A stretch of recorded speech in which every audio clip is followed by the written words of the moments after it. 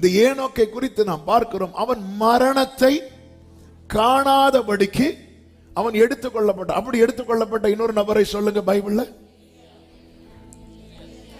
எலியா. இருக்கிறீங்களா எல்லாரும்? கர்த்தர் உங்களை ஆசீர்வதிப்பாராக.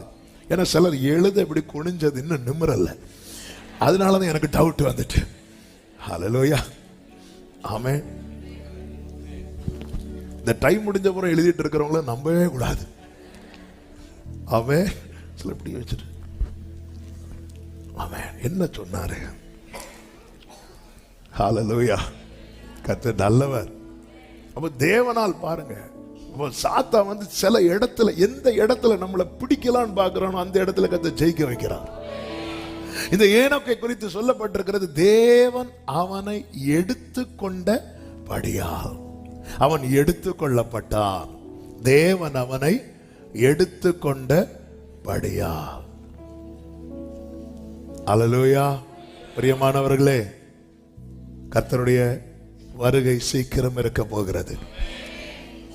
கர்த்தர் பகிரங்கமாய் வெளியரங்கமாய் இந்த பூமியில வெளிப்படுவதற்கு முன்னதாக கர்த்தர் ரகசியமாய் தம்முடைய சபையை எப்படி ஏனோக்கை எடுத்துக்கொண்டாரோ அப்படி எடுத்துக்கொள்ள போகிறார்.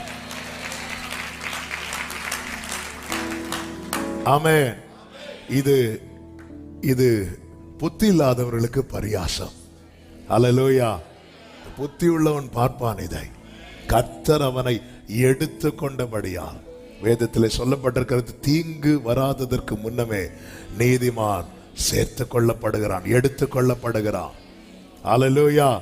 அப்படி கிடையாது இப்படி கிடையாது என்று சொல்லுகிற உபதேசங்களுக்கு உங்கள் செவியை விலக்கி உங்களை காத்துக் கொள்ளுங்கள். ஆமென். ஆவியானவர் சபைகளுக்கு சொல்லுகிறதை காது உள்ளவன் கேட்க கடவன். இயேசு கிறிஸ்து உயிர்த்தெழுந்து சீஷர்களுக்கு முன்பதாக எப்படி எடுத்துக்கொள்ளப்பட்டாரோ, எப்படி போனாரோ அப்படியே